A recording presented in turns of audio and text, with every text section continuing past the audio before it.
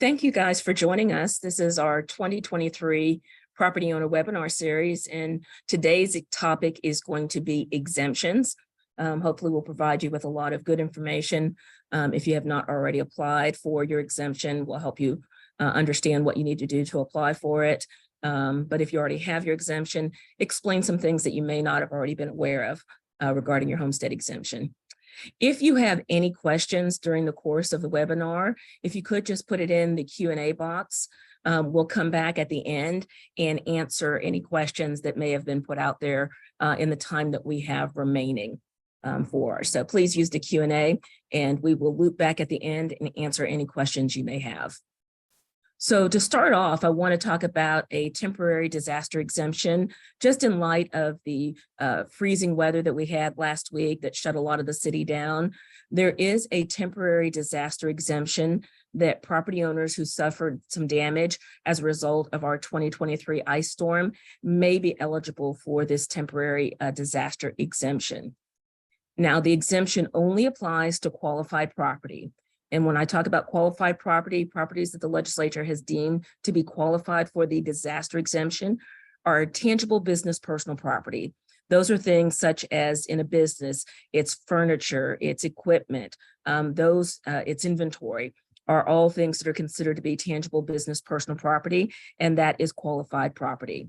Also, any manufactured mobile home that is used as a dwelling is considered to be qualified property.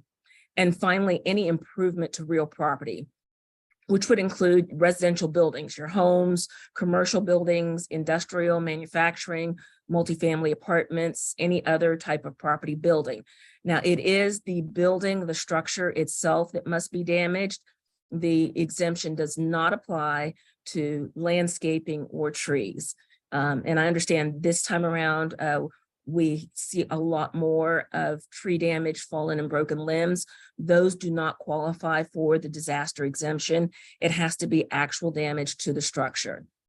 But for the temporary disaster exemption, a qualified property, in order to get the exemption, must have at least a minimum of 15% damage. And when they say 15% damage, that is the amount of damage must be equal to at least 15% of the value of the structure. So you have to have at least 15% damage to get the disaster exemption, and it has to be damage that is directly to a structure, a building. There are 4 levels of disaster assessment, and the amount of the exemption that you get varies depending upon the level of damage that your property incurred. So if you are at minimum of 15%, but less than 30%, you can get a 15% exemption on the improvement. If you're between 30 and 60%, you get a 30% exemption. If you are between 60% and less than 100%, you can get 60% exemption. And if your building or your structure was a total loss, 100% damage, you can get a 100% exemption. The way that it is calculated is, again, it's based on the improvement. So if you go to our website on our property search, you can look up your property and you will see the improvement value that we have on your property. In this example, the improvement value is $230,000. The land is $150,000. Total property value is $390,000. But when we're looking at that exemption, we're only looking at the improvement value. So in this case, the example is the damage was $46,000. Well, that's 20% of $230,000. So they would qualify as damage level assessment number 1, and they would get a 15% exemption.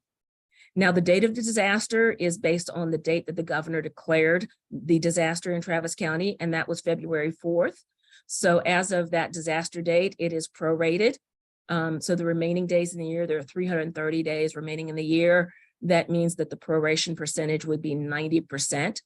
So 15% of the improvement value would be $34,500 times the proration percentage of 90.41. And that gives you a prorated exemption amount of $31,192. And that would be the amount of the exemption that this particular property owner would get in this example. We do have on our website a calculator to help you do these calculations. So you can look up your improvement value on our website. put that in the calculator, put in your estimated cost of repairs for your damage, and it'll do the calculations for you and let you know. And that is available on our website. The way to apply for the exemption is you have to complete and submit an application, and you also have to include supporting documents. And those supporting documents, the best documents you can provide would be repair estimates or insurance claims. But if you don't have those, you can also provide inspections and photos. The deadline to apply is May 22nd of 2023, and that is a very hard deadline. There is no late applications. So if you're going to apply for this exemption, you must apply before the May 22nd deadline. For more information, you can go to our website, www.traviscad.org/disasters. Again, we've got more information about how to apply for the exemption. You can download the form, or you can apply for it online. And also you can see the calculator for the disaster exemption. So that, again, that's on our website, www.traviscad.org/disasters. Now we'll talk about regular exemptions, homestead exemptions, the one that most people are familiar with. And what an exemption does is it reduces your market value or your net appraised value, and it lowers your taxable value so that when the tax rates are applied to that, you pay less in taxes. Now, Texas offers a variety of partial and complete exemptions. You've got your general homestead exemption, you have an over 65. Today's focus is going to be on the over 65 homestead exemption. But there are also exemptions for businesses, for charitable organizations, and those are topics we won't cover in this presentation. We're going to focus specifically on homestead exemptions, over 65, disabled veterans, disabled persons. In most circumstances, all property tax exemptions will require an application, and the general deadline for filing an application is April 30th. Now that April 30th is kind of a soft deadline because there is opportunities for property owners to file late applications for homestead exemptions. Not all exemptions allow for late application, but in the case of homesteads, there is an opportunity to file a late homestead exemption application. And we'll talk about that a little bit later, but generally the deadline to file is April 30th. The exemption is for an owner-occupied. For the homestead, the exemption is owner-occupied residential properties, and it's going to lower the taxable value of your property by $40,000 for school districts. That's specifically for school districts. And then for the other taxing entities, it is a local option for each taxing entity to vote on how much of a homestead exemption they're going to grant. That can be any percentage up to 20% of the value of the property. So for example, the city of Austin and Travis County both grant the maximum homestead exemption amount of 20%. But you may have another taxing entity where it may only grant 10%. So it really depends on the taxing entities that tax your properties. But again, the maximum that they can approve is 20% unless it's a school district. In the case of a school district, it is state mandated that they must grant $40,000. Another big benefit of the general homestead exemption is that it caps the increase in your property's net appraised value to 10% per year. Now, again, that caps the increase in the net appraised value, but it's important that we explain a couple terms that you need to understand. When we're talking about value for your property, there are three different values that you need to be aware of. There is the market value, which is what we determine every year on January 1st, and that's what your property would sell for. There is no limit on market value. It is reflective of what we see happening in the market in terms of sales of other comparable properties. Then you have your net appraised value. That's the reduced value of your property after the homestead limitation calculation. So those are two very different numbers. And they are looked at very differently, but market value, there is no limit to. The net appraised value, that is the one after your homestead limitation. And then your taxable value is your net appraised value minus any exemptions that you are entitled to, and that becomes your taxable value. And that's the value that is used to calculate how much you would owe in taxes. Only properties with a homestead exemption are eligible for the net appraised value limitation. So the limitation does not apply to secondary homes, vacation homes, rental properties. It only applies to properties where there is a homestead exemption that has been claimed on the property. The net appraised calculation is state mandated. That calculation is done every year, and it is mandated by the state. It is last year's net appraised value plus 10% or the current market value, whichever of those two is lower. Now, when we say the net appraised value is last year's value plus 10%, do need to note that there is new value that can be added to the net appraised value. So say, for example, if you remodel your home and you add another floor or you add another bedroom or another bathroom, that new floor or that new bedroom, that new bathroom is considered new value, and that gets added on top of your net appraised. But most people don't do that most years. So for most property owners, the net appraised is last year's net appraised value plus 10% or the current market value, whichever is lower. In our Austin market, our real estate market has been so hot and so vibrant for so many years. Most property owners are going to see it be last year's net appraised plus 10%. It's very rare that the current market value turns out to be the lower of the two numbers.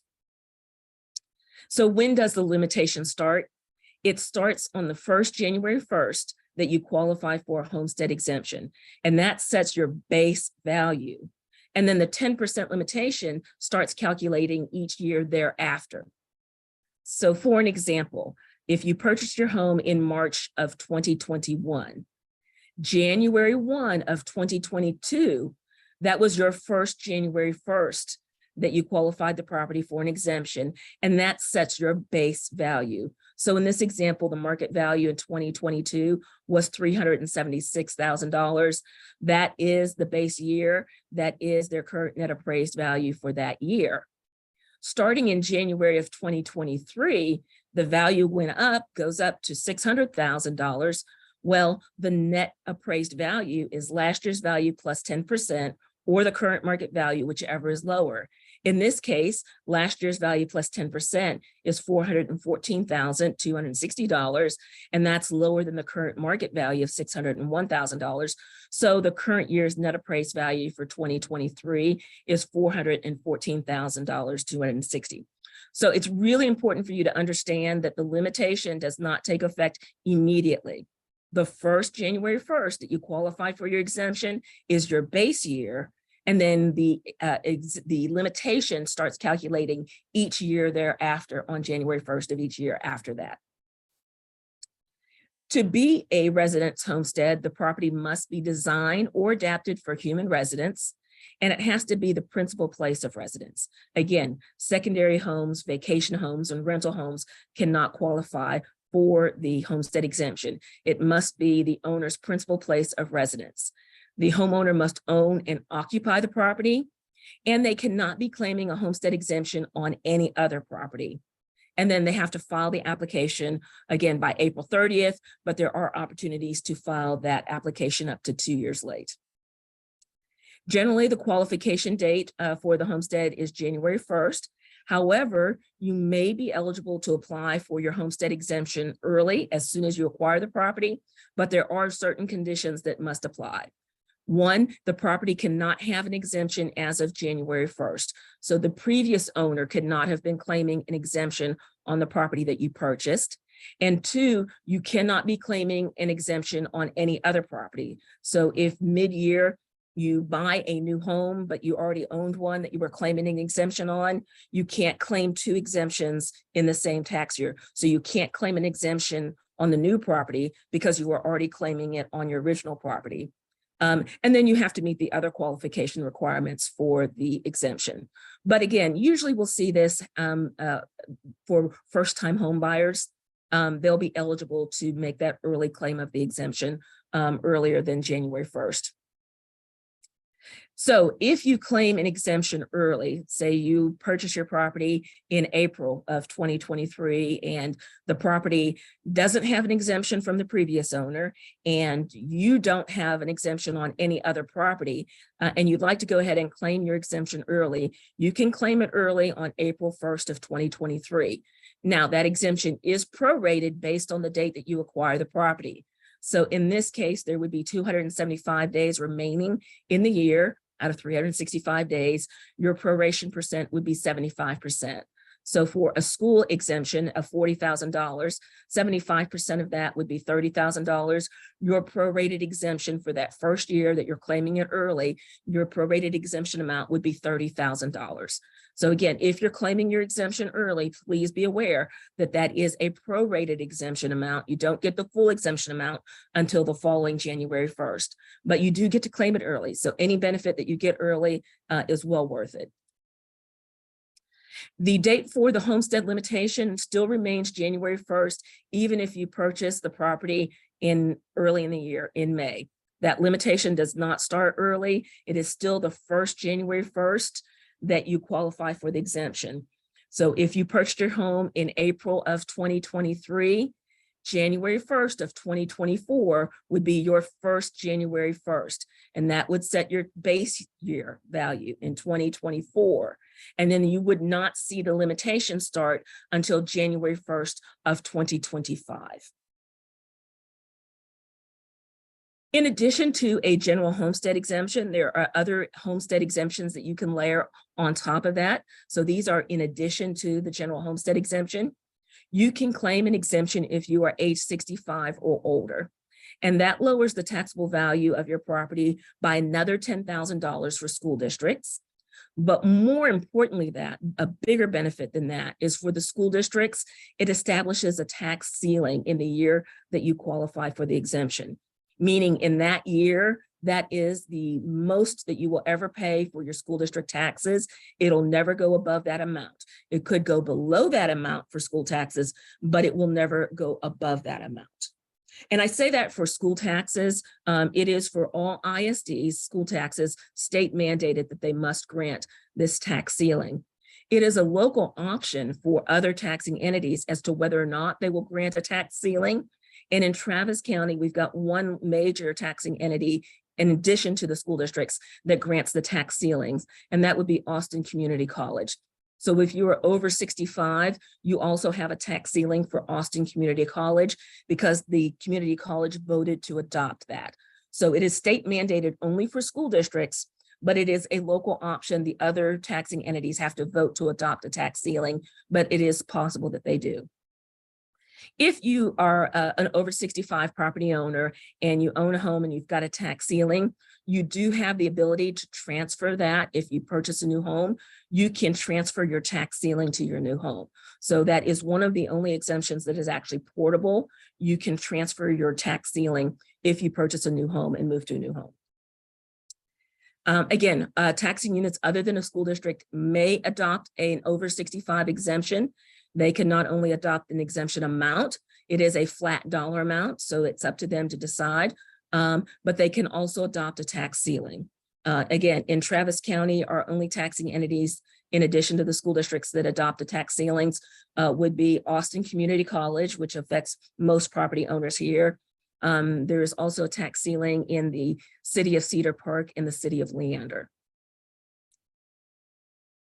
To qualify for an over 65 exemption, you must be age 65 or older. The property has to be your principal place of residence, and you cannot claim this exemption on any other property. One of the benefits of the over 65 exemption is that you can start claiming that as soon as you turn 65. You don't have to wait for January 1st. As soon as your birthday happens and you are 65, you can submit your application for an over 65 exemption. And unlike some of the other exemptions, as soon as you qualify for your over 65 exemption, you get it and you get the full amount. It is not prorated. You'll get the full amount as soon as you qualify. But again, you have to wait until you qualify to file for your exemption. If somebody that is over 65 passes away, their surviving spouse may qualify to inherit that benefit, but the surviving spouse has to be at least 55 years of age or older when your spouse died, and the spouse that the spouse that was 65 had to have been claiming the exemption. So if your spouse was over 65, you guys were claiming the exemption as a married couple, and your spouse passes away, if you were at least over 55 years of age, you get to inherit not only the exemption, but you also get to inherit the tax ceiling. And that is something that is particular for over 65 exemption. If you are a disabled person, then you may also benefit from an exemption. And this is another exemption that you can layer on top of a general homestead exemption, and it's a disabled persons exemption. Now, you can layer a disabled persons exemption and a general homestead exemption and claim both of those, but you cannot claim both a disabled persons exemption and an over 65 exemption at the same time. You must pick one or the other. Typically, if a property owner is over the age of 65, we recommend that you select the over 65 exemption because it does have that surviving spouse benefit. But if you're younger than 65, if you are a disabled person, regardless of what age you are, you can get a disabled persons exemption. It operates the same as a over 65 exemption in many ways. It will lower the taxable value of your school district taxes by at least $10,000, and it establishes the tax ceiling. So that is the limit that you would pay in the year that you qualify for the disabled persons exemption. Your school district taxes will not go above that amount. They may go below that, but they will not go above that. And again, that tax ceiling is mandated by the state for school district taxes. And that's really, I mean, I can't stress enough, if you're over 65 or disabled, the benefit of claiming this exemption, because your school district taxes are anywhere from 50 to 54% of your total tax bill. So if you can get a ceiling on 50% of your tax bill, that's a huge benefit to property owners. And we really want everybody that is over 65 and entitled to this exemption to claim it. So I can't stress enough how much of a great benefit this is to property owners. Now, for the disabled, just like for an over 65, other taxing units may adopt an exemption. Again, it's a flat exemption amount. We find that our entities will generally adopt the same amount for an over 65 that they adopt for a disabled person. For the city of Austin and the Travis County, they're offering over $100,000 as a flat exemption amount. So that's taking another $100,000 off of your property value. So it's a huge benefit for over 65 and disabled persons. But again, that exemption amount is determined by each taxing entity other than a school district. And again, they may adopt a tax ceiling. The only ones that we have other than the school districts that have a tax ceiling would be Austin Community College, the city of Cedar Park, and the city of Leander. You cannot transfer from a non-ISD. The only tax ceiling that you can transfer is for school districts. You can't transfer a school ceiling from one city or one county to the other, and you can't transfer the disabled exemption, person's exemption ceiling from one city or county to another city or county. It is only the school districts that can be transferred. To qualify for a disabled person's exemption, you must have a medically determined physical or mental impairment. The impairment must prevent you from engaging in any substantial gainful activity, and it must be expected to last for at least 12 months or result in death. And most people are familiar with this because it's usually related to Social Security disability benefits. If you are getting SSI, Social Security disability benefits, that's part of the documentation that you would submit as part of your disabled person's exemption. If you're a surviving spouse and you're age 55 or older, you may also qualify for the disabled person's exemption, and that's new to the law. If you are, again, I think I've already said this, but if you qualify for over 65 or disabled person, you can apply for both, but you may only claim one for each taxing entity. So you may claim one or the other, but you cannot claim both of those exemptions. We are fortunate, most of our taxing entities make those exemptions exactly the same. So there's no material difference for taxpayers. Again, in the past, we would always recommend for over 65 people to claim that because it had the surviving spouse benefits, whereas the disabled person did not have that benefit until recently. Another homestead exemption that you may be entitled to is if you are a 100% disabled veteran and you have 100% service-connected disability, you may be exempt from all property taxes from all taxing entities. Again, that's 100% disabled veteran. You have to receive 100% disability compensation due to a service-connected disability and have a rating of 100% disabled or individual unemployability. And that all comes from the Department of Veterans Affairs. And they will issue you a letter that states that you are 100% disabled veteran. It's a service-connected disability, and that letter is something that you must submit as part of your application. Now, the same form that you would apply for your homestead exemption and your over 65 exemption is also the form that you would use to apply for your 100% disabled veterans exemption. And again, that's 100% service-connected disability, and it's an exemption of all property taxes from all taxing entities. Now, there are some surviving spouse benefits to the 100% disabled veterans exemption. Those are a little bit different than they are for over 65 and disabled persons.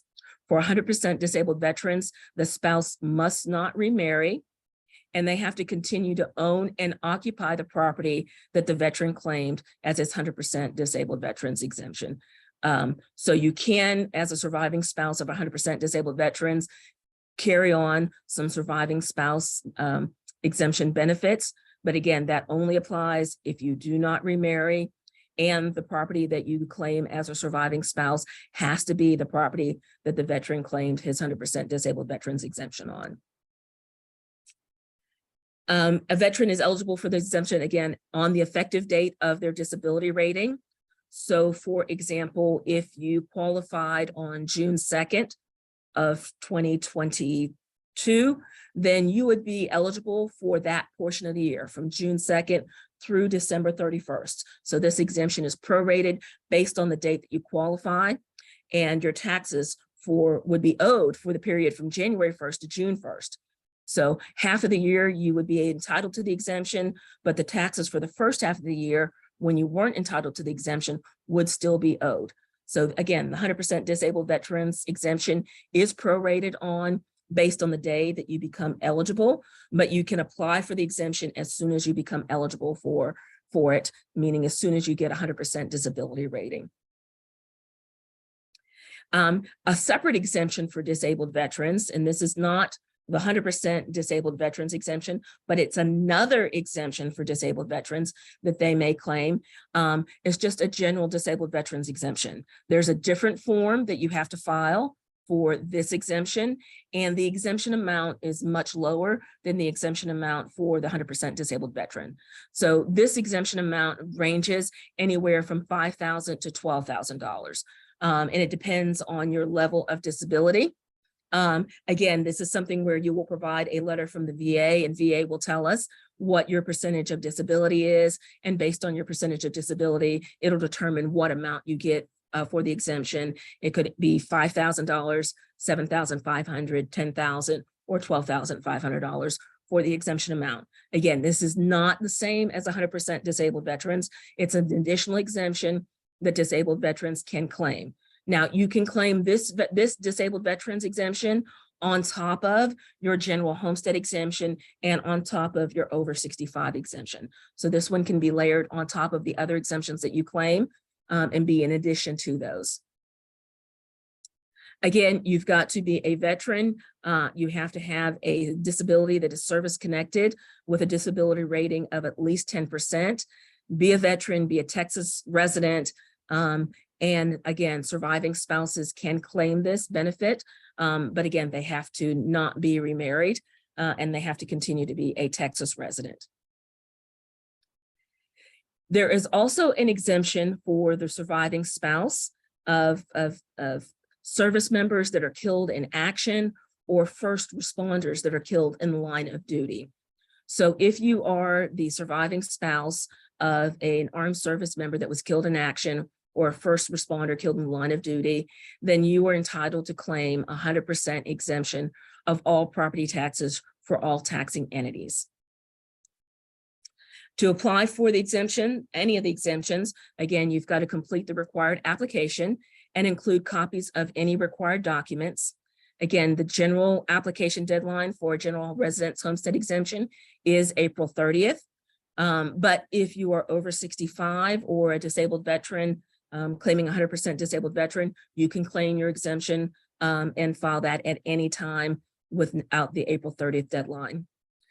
Something to stress for you guys that's really important, because we see a lot of our property owners being scammed, is there is no fee for applying for your homestead exemption. So if somebody sends you a pink slip and says for $50, I'll file your homestead exemption.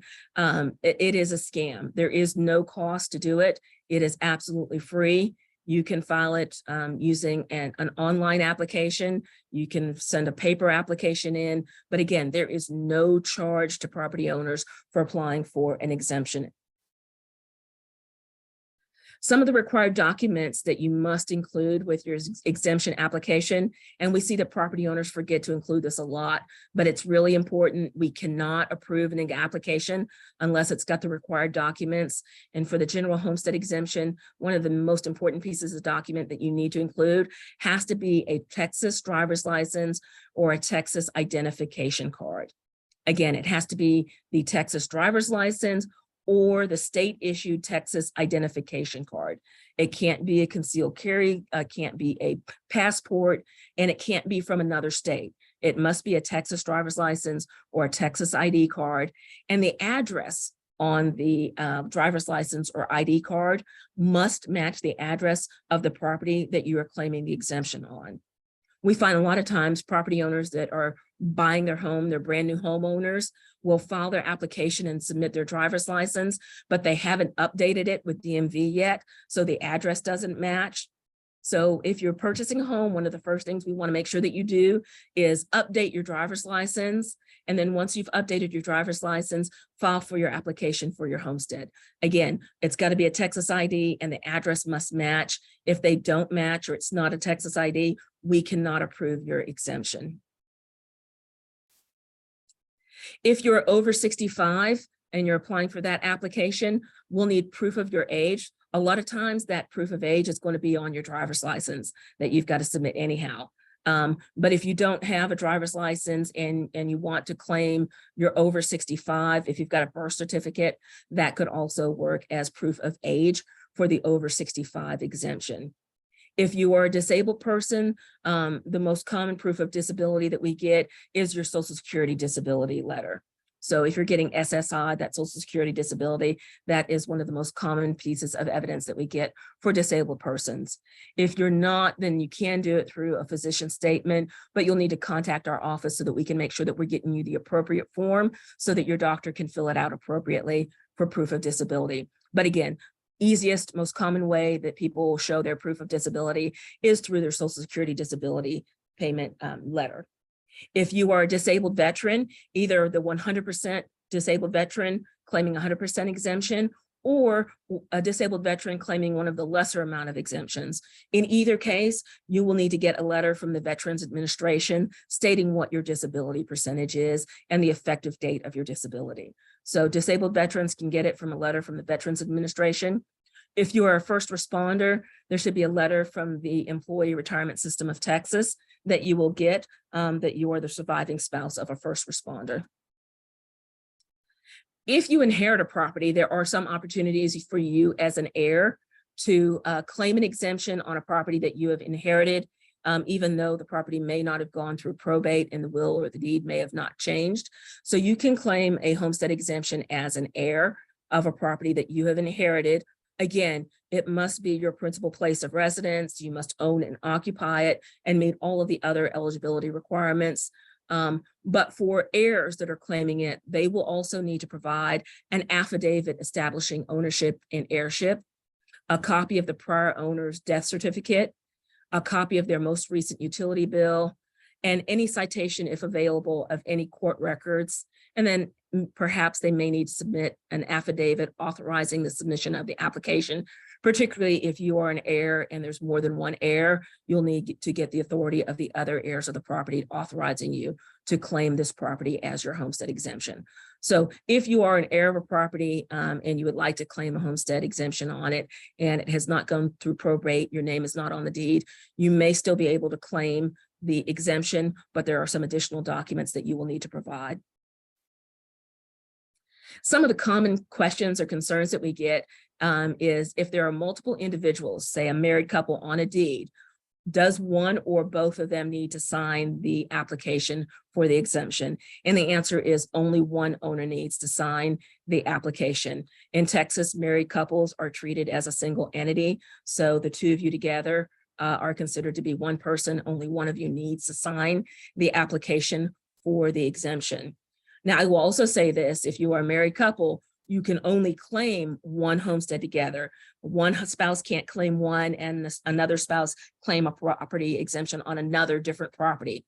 You are a married couple, you're treated as one, you are only entitled to one exemption.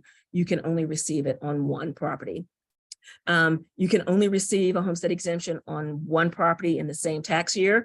If you buy a new home and you want to claim that as your exemption, but you've already claimed it on a home, you can't claim it on the new home until the following year, and the exemption on your old home will fall off.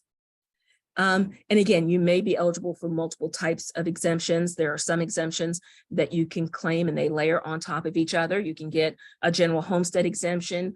On top of that, you can add an over 65, but you cannot claim both an over 65 and a disabled person exemption for the same taxing entity. In most cases, exemptions reflect the ownership of the property on January 1st. However, you may be able to claim that exemption earlier if you just acquired the property in the year. And again, the requirements to claim the exemption early is that it cannot have an exemption already claimed on it by the prior owner, and you as the new owner cannot be claiming an exemption on any other property. And then you have to meet all of the other qualification requirements. But in general, January 1st is the date, but there is some opportunity to claim your exemption early. We had talked a lot about, you heard April 30th, that is the deadline, official deadline to file your exemption application, but the law also allows you to file a late homestead exemption application. And you can file your late homestead exemption application up to 2 years late. So you can have 2 years late and file your late application. If it is a disabled veteran, you can file your application up to 5 years late. So 100% disabled veteran, or if you're claiming one of the lesser disabled veterans exemptions, you can claim that up to 5 years late. But if you're looking to claim a general homestead over 65 or disabled exemption, you can claim those up to 2 years late. So again, April 30th is the general deadline, but it's never too late to file your exemption. You can do it up to 2 years late and file that application. And again, if you file your application late, we will process it, we will grant it for the prior years, and you may potentially get a refund. If those taxes had already been paid, you'll get a refund, and that would be generated automatically by the tax office. You only need to apply for an exemption once, unless you file a new deed on your property or the chief appraiser requests that you file a new application. One of the things that we see is catching a lot of property owners is they are trying to do some estate planning, and they will change their deed and put their property in the name of a trust. Well, the ownership has now changed. It's no longer owned by Joe Smith. It's now owned by the Smith Trust. From the appraisal district, that is a change of ownership. We do not know that you, Joe Smith, continue to live and occupy that property and are the beneficiary of the trust. It could be that it's a trust for the heirs, many reasons why trusts are established. So if you are creating a trust for estate planning purposes and your exemption gets removed, we can reinstate your exemption, but you will need to contact the appraisal district and you will need to send us your trust documents. And your trust documents must name you as the beneficiary of the exemption. So again, you can continue the exemption, we can reinstate it, but you must contact the appraisal district and send us a copy of your trust documents in order for that to happen. Sometimes we'll also see deeds change because people are updating their names, they change their names, or they are removing an owner, they get divorced, and the name is, the house is awarded to the wife and she goes back to her premarital name. The name has changed, and that is a change of ownership on the official records. But again, we can reinstate the exemption if you provide us the documentation that you are still the owner. It was just a name change. Send us the copy of the form that you did to change your name so that we know that you continue to own and occupy the property. Another exemption that we're seeing a lot of property owners file for, and again, this is not a homestead exemption, but as we move to more clean energy, we're seeing this come up a lot more frequently, is solar and wind exemptions for solar panels on your house. So a lot of homes are now adding solar panels, and there is an opportunity that you may be able to get an exemption for the value of those solar panels. That can only be applied to solar panels that you own. If you are leasing those solar panels, then those are not going to be taxable to you. You may need to inform the appraisal district that you are leasing the solar panels and that they are not yours, but leased solar panels are considered to be personal property and are not taxed as real property. So if you own your solar panels, you can apply for an exemption for the value of the solar panels. To apply, you just submit an application along with documents detailing your installation date, the total output of the system, and if it was installed before the property was purchased, how much of that was included in the purchase price, just a statement to that effect. Applications for solar and wind must be submitted by April 30th. Again, this is the hard deadline. April 30th is the deadline. There's no late application for solar and wind, but you can apply for that. If you are leasing your solar panel devices, please send an email to the appraisal district at spex@tcadcentral.org and include your property address, your property ID number, and a statement that your solar system is being leased so that we make sure that we don't add that to the roll for your property. If you've got more questions or need more information about exemptions, you can reach out to our exemption helpline, and that is at 512-873-1560. You can also go to our website, www.traviscad.org/homestead exemptions, and there's a lot more information available online about homestead exemptions. So we do have a helpline that can help you. We can also help you through chat on our website. We also have a toolkit for property owners, and it's just an introduction to property tax system, information on homestead exemptions, and a look at the property tax calendar. Again, this is a toolkit that we've developed just to help introduce new homeowners to the property tax system, explain it to them, and then help them understand what exemptions they may be entitled to. So again, it's on our website, www.traviscad.org/toolkit, and it's a really, really helpful resource for you. And we will be doing another webinar on Wednesday, March 15th at 11:30, and that's going to be appraisal information for new homeowners.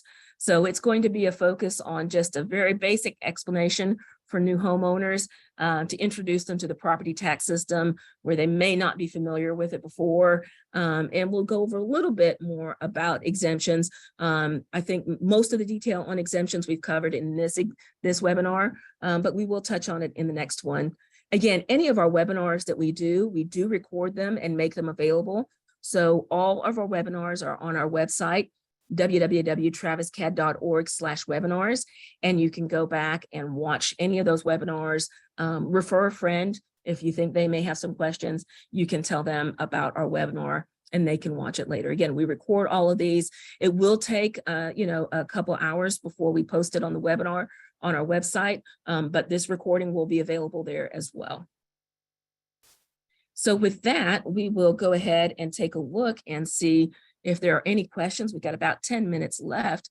So let me look at the questions that we've got online. First question is, will market values adjust lower in 2023 since the market is not as high in demand?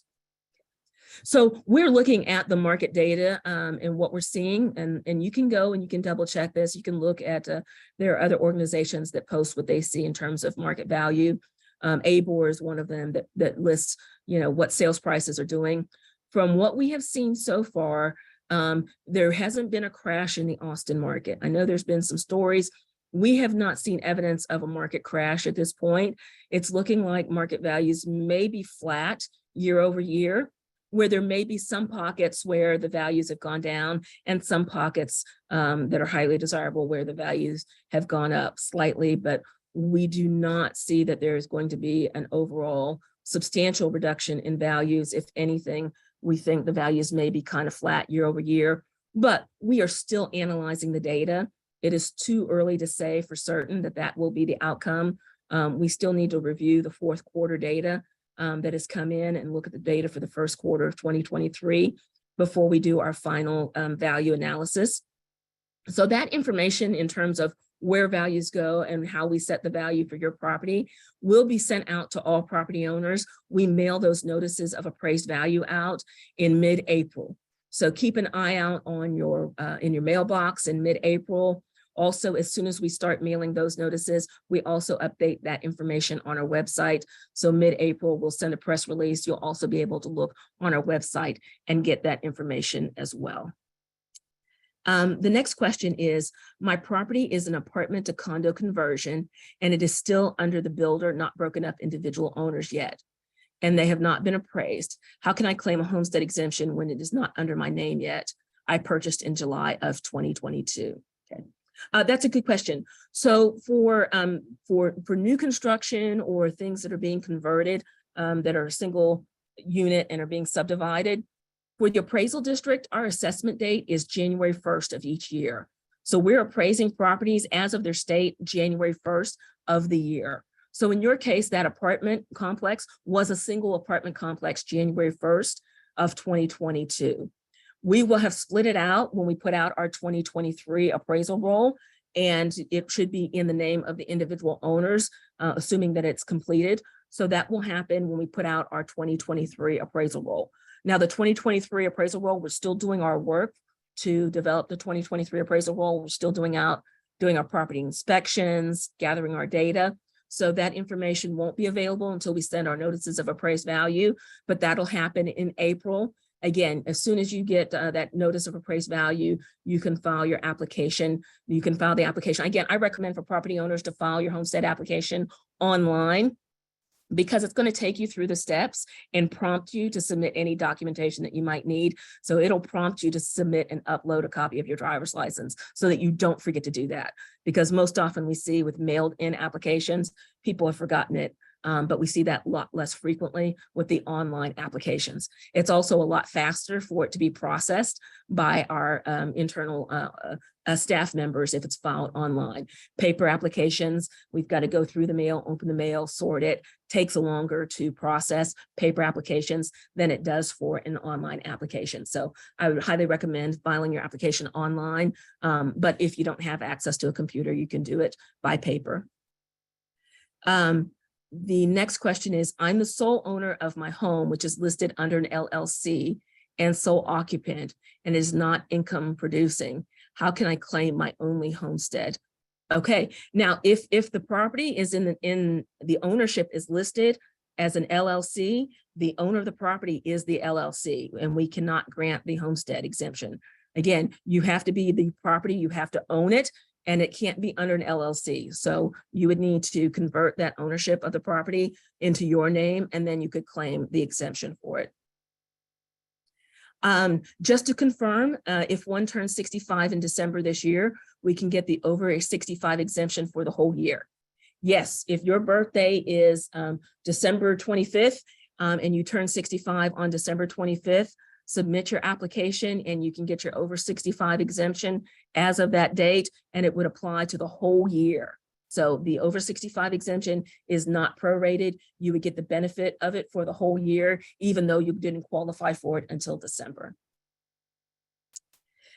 Question is, if someone buys a home on May 10th of 2023, can they apply for and be eligible for deductions of the taxable value in 2023 and have the tax base start for 2024? So you can apply if you're purchasing a home in May of this year and the current owner does not claim a homestead exemption, and you are not claiming a homestead exemption on any other property, you could qualify your home for a prorated homestead exemption effective May 10th of this year. Now, if the prior owner was claiming a homestead exemption on that property, you cannot claim the exemption. But I will say this, if you are buying a property that already has a homestead exemption on it, you get the benefit of that exemption for the remainder of the year. So you get the benefit of that previous owner's entire homestead exemption for the remainder of the year, and then you would qualify for in your own name on January 1st of that next year. So it's not awful that you don't get to claim it early. There are some benefits.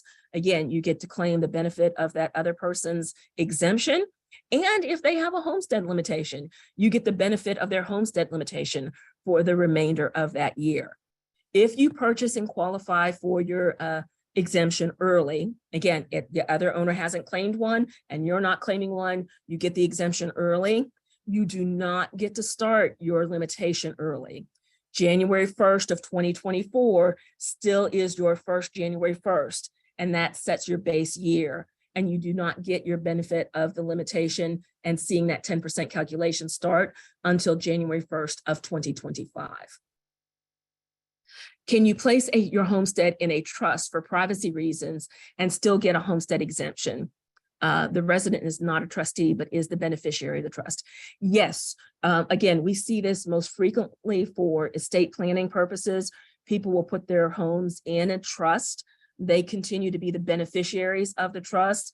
We often see that there are homes that are in a trust if people have a disabled child. They will put a house in a trust for that disabled person, and they will be the beneficiary of that trust. They can claim the exemption as long as you are the beneficiary of the trust. So it has to be a trust. You have to be the beneficiary of the trust in order to claim the exemption, and you will need to submit your trust documents to the appraisal district along with your application for the exemption. Is a paper application required when applying for the exemption to a trust? No, a paper application is not required, but you will need to submit your trust documents. A lot of times if people submit an online application and either the scan that they gave us was bad or they scanned the wrong thing, we will reach out to you electronically and send you an email telling you that we need your trust documents, or we need an updated copy of your driver's license. And when we do that, you can re-upload that through the application online. So you don't have to send it by mail. You can still continue the process online. And in fact, that's better to continue it online, because if you send it just in the mail, now we just have a trust document with no associated application with it. And that all has to be matched up and married up, and it takes longer to process. So if you start the process online, I would say continue to do it online through the online portal. But no, you can file any application, to include our temporary disaster exemption application, can all be filed online through our portal. How will we be notified when the application is accepted? Is there a way to track the application for a general homestead? Okay, so if you submit your application by paper or by the portal, depending upon when you submit your application, the very first notice, if you're doing it now, if you do it within the next couple weeks, all that information is going to be included on your notice of appraised value that we will send out in April. If you wait and you delay and you do it late, then it can take us longer to process those applications. It can take up to 90 days to process the applications. And we recommend property owners to look at our website, www.traviscad.org, on the property search. We update that information regularly, and information related to whether or not you are getting an exemption is provided on our website. Now, if you are over 65, a disabled person, it will not show over 65 or disabled. There are some protections that the legislature requires that we give to property owners, so that their information that they are not revealed online as being a senior citizen or a disabled person. So that will show up as an other exemption. But if you see other, know that it is most likely one of your other exemptions that you qualified for in addition to your homestead exemption. And we have one more question. If I own the home all year, but only occupied in October, and I am 76 years old, can I get the over 65 exemption for the whole year? Okay. So if you own the home and you occupy it, and starting in October, occupy it, you can claim your over 65 exemption for that year. Effective that year, you will get the over 65 for the entirety of the year. You can apply for the eligibility for the prorated homestead exemption, and you may get that depending upon whether or not you claimed an exemption on any other property.